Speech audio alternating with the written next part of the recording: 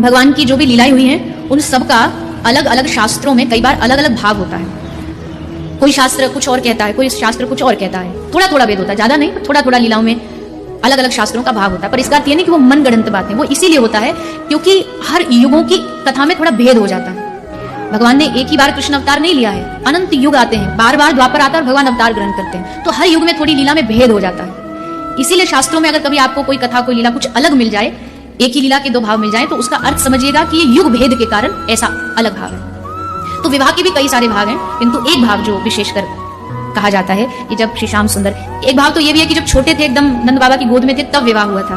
दूसरा भाव ये है कि श्याम सुंदर स्वयं आए हैं गौचारण के लिए, और जैसे गौचारण वृंदावन में कर रहे हैं तभी अचानक जोर से आंधी चली, अंधकार हुआ, घनघोर अंधकार हुआ, और गौएं भी धीरे धीरे सब अलग हो गई, ग्वाल बाल सब अलग हो गए, और कृष्ण अकेले रह गए, नंद बाबा भी अलग हो गए।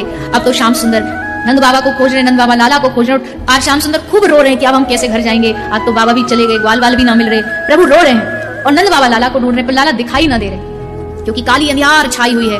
अब काले में कालो तो दिखे ना, अब कालो अंधकार है तो ठाकुर जी दिखाई ना दे रहे कहीं। पर जोर जोर से जब रोने की आवाज आई तो बाबा समझ गए कि लाला सामने ठाड़ हुए, तो जाके लाला को पकड़ो, जैसे पकड़ो तो बाबा के हृदय तिलक की जोर जोर से लाल जी रोने लगे। अरे बाबा तुम कहाँ चले गए, हमको बड़ा डर लग रहे हो, जल्दी घर चलो, अब हम यहाँ नहीं रुकेंगे।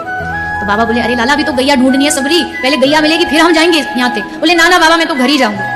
पर लाला गैयन को छोड़ के कैसे जाऊं, बस ये बात चली रही थी कि तभी फिर से एक आंधी आई और देखा सामने एक प्रकाश प्रकट हुआ। बाबा की आंखें चौंधिया गई, पहले तो लगा कोई बिजली गिरी है, पर जब ध्यान से देखा तो सामने स्वामिनी खड़ी थी, छोटी सी लाली।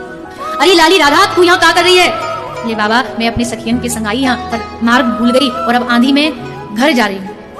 अरे लाली काम करेगी? बोले हाँ। बोले छोरा बड़ी जिद कर रहे हो, घर जानो है, मुँह को अभी गैया भी घेर के लानी है, तू हमारे या कन्हैया को हमारे घर पहुंचा देगी? हाँ हाँ बाबा क्यों ना पहुंचाऊंगी, मुँह को सारे ब्रज के रास्ता मालूम है, आपकी कन्हैया को आपके घर पहुंचा दूंगी। तो बोले वाले ठाकुर जी बोले चलो। अब स्वामिनी और श्याम सुंदर दोनों चल पड़े। अब चल रहे हैं तो ठाकुर जी बोले कि स्वामिनी घर तो ले जा रही हो, हाथ तो पकड़ लो। लाल जी बोले क्यों? बोले हमको डर लग रहे हो, बाबा ने अभी बताई ना हमको बड़ो डर लगे है, तो जाको डर लगे बाको थोड़ी तसल्ली देनी पड़े ना। अच्छा तो आपको डर लग रहा है? हाँ डर लग रहा है। अरे क्यों लीला करते हो, तुम्हें डर लगता है? डर भी जिसको जाको देख के डरे, वो आज आंधी को देख करके डर रहे हो। बोले हाँ हाँ स्वामिनी आप हाथ पकड़ो। लाली जी ने यूं हाथ पकड़ो, मार्गदर्शन करने लगी, और जैसे हाथ पकड़ा सोई बिजली चमकी, जोर से एक अंधकार दूर हुआ, और उसी स्थान पर भांडीर वन में एक दिव्य विवाह मंडप प्रकट हो गया।